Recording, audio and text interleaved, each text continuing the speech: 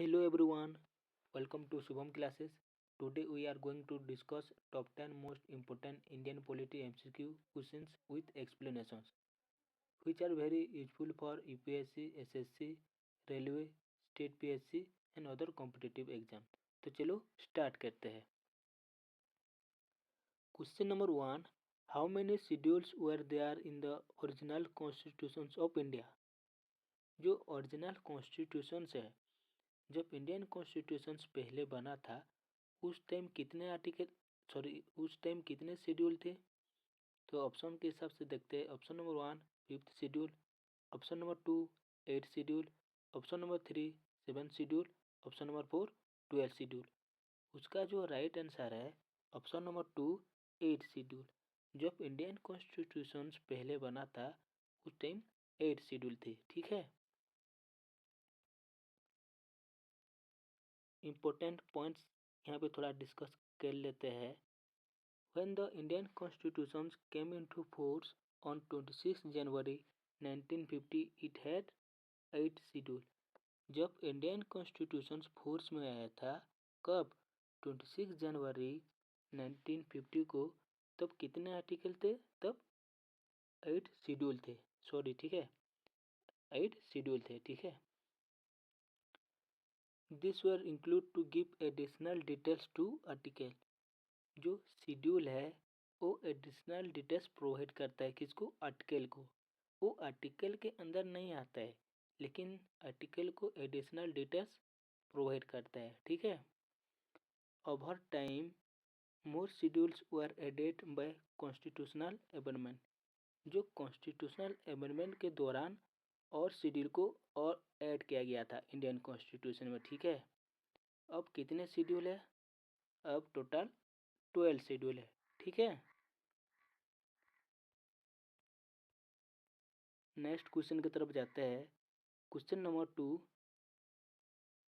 How many articles and how many schedules were there in the original constitutions.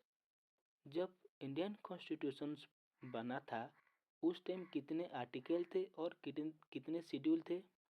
तो जो option के हिसाब से चलते हैं. Option number 1 395 articles and 8 schedule, option number 2 400 article and 8 schedule, option number 3 448 article and 12 schedule, option number 4 440 articles and 12 schedule. उसका जो right answer है option number 1 395 article and 8 schedule. जब इंडियन कॉन्स्टिट्यूशन पहले बना था उस टाइम 395 आर्टिकल थे और 8 शेड्यूल थे. ठीक है. Question number 3. The Indian constitution came into force on. जो इंडियन कॉन्स्टिट्यूशन है वो फोर्स में कब आया था? ठीक है. बोल रहा है कि जो इंडियन कॉन्स्टिट्यूशन है वो लागू कब से हुआ था? तो ऑप्शन नंबर 1 15 अगस्त 1947 को, 26 नवंबर 1949 को, 26 जनवरी 1950 को और 2 अक्टूबर 1949 को. तो उसका जो राइट आंसर है 26 जनवरी 1950 को इंडियन कॉन्स्टिट्यूशन फोर्स में आया था, मतलब लागू होना चालू हुआ था. थोड़ा इम्पोर्टेंट पॉइंट में थोड़ा डिस्कस कर लेते हैं. The constitution was adopted on 26 नवंबर 1949. जो इंडियन कॉन्स्टिट्यूशन को अडॉप्ट कब किया गया था? 26 नवंबर 1949 को. वो फोर्स में कब आया था? फोर्स में आया था 26 जनवरी 1950 को. ठीक है. इसीलिए हम लोग हर साल 26 जनवरी को रिपब्लिक डे के हिसाब से इंडिया में सेलिब्रेशन करते हैं. ठीक है. नेक्स्ट क्वेश्चन है which part of the constitution deals with fundamental rights. Indian constitution के कौन से पार्ट में फंडामेंटल राइट्स के बारे में दिया गया है? तो उसका जो राइट आंसर है ऑप्शन नंबर 1 पार्ट 3. पार्ट 3 में कि इंडियन कॉन्स्टिट्यूशन में फंडामेंटल राइट्स के बारे में दिया गया है. ठीक है. थोड़ा इम्पोर्टेंट पॉइंट थोड़ा यहाँ पे डिस्कस कर लेते हैं. Part 3 of the constitution deal with fundamental rights. जो फंडामेंटल जो राइट्स है वो इंडियन कॉन्स्टिट्यूशन के पार्ट 3 में आता है, ठीक है। और जो आर्टिकल 12 to 35 के अंदर फंडामेंटल राइट को डिस्कस किया गया है, ठीक है। Fundamental rights are justiciable, meaning citizen can go to court if they are violated. जो इंडियन सिटीजन है, इनको कोई भी पर्सन आके उसके कामों पे बाधा दे रहा है, उसके कामों पे कोई भी आके कुछ बोल रहा है, तो उनको फंडामेंटल राइट्स यही राइट्स प्रोवाइड करता है कि किसी पर्सन को बिना किसी रीजन से उसको उसके कामों पे बाधा देगा तो वो कोर्ट जाके उनको जस्टिस के लिए मांग करेगा, ठीक है। कोर्ट जाके खुद का जस्टिस के लिए मांग करेगा। फंडामेंटल राइट्स यही सब प्रोवाइड करता है, ठीक है। और जो फंडामेंटल राइट है प्रोटेक्शन करता है, ठीक है। प्रोटेक्ट सिटीजन फ्रॉम जो आर्बिट्रेरी एक्शंस होते हैं स्टेट के द्वारा। मान के चलो किसी भी पर्सन को अरेस्ट किया जाता है विदाउट एनी रीजन, तब यहाँ पे जो फंडामेंटल राइट्स है यहाँ पे प्रोटेक्ट करता है सिटीजन को, ठीक है। और जो फंडामेंटल राइट्स है इक्वलिटी प्रोवाइड करता है, इंश्योर करता है, फ्रीडम इंश्योर करता है, और जस्टिस टू ऑल सिटीजन्स। जितने भी सिटीजन है सबको सही तरीके से ट्रीट करा जा रहा है कि नहीं, सबको फ्रीडम मिल पा रहा है कि नहीं, और सबको जस्टिस मिल पा रहा है कि नहीं, ये सब कौन इंश्योर करता है? ये सब इंश्योर करता है फंडामेंटल राइट्स, ठीक है। Right to constitutional remedies. Article 32 is called the heart and soul of the Indian constitution by doctor B R Ambedkar. जो राइट टू कॉन्स्टिट्यूशनल रेमेडीज है वो आर्टिकल 32 के अंदर आता है, जिसको heart and soul of the Indian constitution बोला जाता है। उसका जो स्टेटमेंट था वो डॉक्टर बी आर अम्बेडकर दिए थे, ठीक है। नेक्स्ट देखते हैं question number 5। Article 21 deals with. जो आर्टिकल 21 है वो क्या डील्स करता है? Option number 1 equality, right to equality. Option number 2 right to freedom of religion. Option number 3 right to life and personal liberty. Option number 4 right to property. तो उसका जो right answer है option number 3 right to life and personal liberty deal करता है article 21, ठीक है। Important points यहाँ पे डिस्कस करते हैं। Article 21 is part of fundamental rights. जो फंडामेंटल राइट्स है वो इंडियन कॉन्स्टिट्यूशन के पार्ट 3 में आता है, वो पार्ट है, ठीक है। वो आर्टिकल 21 क्या गारंटी देता है? Article 21 it guarantee right to life and personal liberty. मतलब जितने भी सिटीजन है सबको सही तरीका से, मतलब सबको सेम ट्रीट करा जा रहा है कि नहीं, ठीक है। ये सब इंश्योर करता है सब लोग अपने मर्जी से ज़िंदगी जी पा रहे हैं कि नहीं, अपने हिसाब से पर्सनल उसका जो भी काम है, जो चॉइस है उस सही से हो रहा है कि नहीं, ये सब इंश्योर कौन करता है? आर्टिकल 21 बोलता है, ठीक है। और आर्टिकल 21 इज जस्टिसेबल, ठीक है। नेक्स्ट देखते हैं question number 6। Fundamental duties were added by which amendment. जो फंडामेंटल ड्यूटीज है वो कौन से अमेंडमेंट के दौरान ऐड किया गया था? तो उसका जो राइट आंसर है ऑप्शन नंबर 1 42nd अमेंडमेंट के द्वारा फंडामेंटल ड्यूटीज को ऐड किया गया था इंडियन कॉन्स्टिट्यूशन में, ठीक है। Fundamental duties were added by 42nd constitutional amendment. जो 42nd कॉन्स्टिट्यूशनल अमेंडमेंट के द्वारा फंडामेंटल ड्यूटीज को ऐड किया गया था इंडियन कॉन्स्टिट्यूशन में, ठीक है।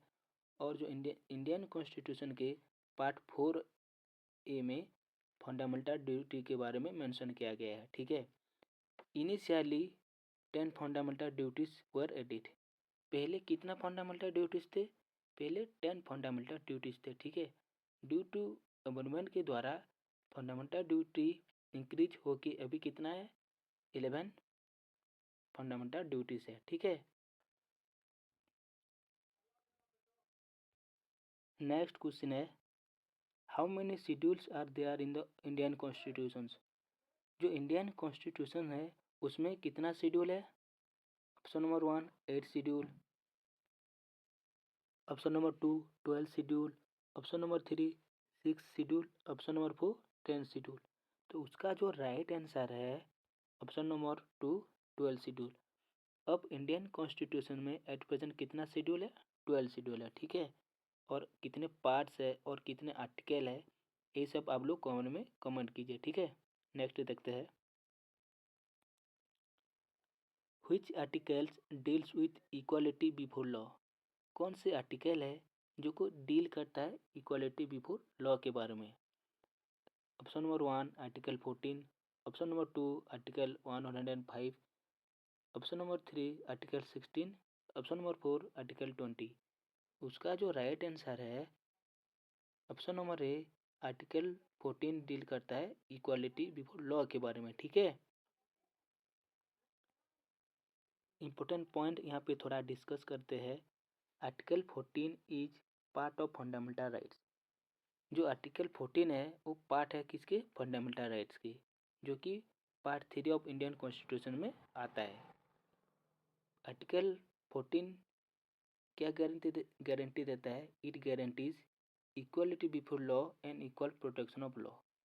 यही गारंटी देता है कि जो भी पर्सन है सबको इक्वली ट्रीट करा जा रहा है कि नहीं और इक्वली प्रोटेक्शन करा जा रहा है कि नहीं, ये सब आर्टिकल 14 इंश्योर करता है, ठीक है।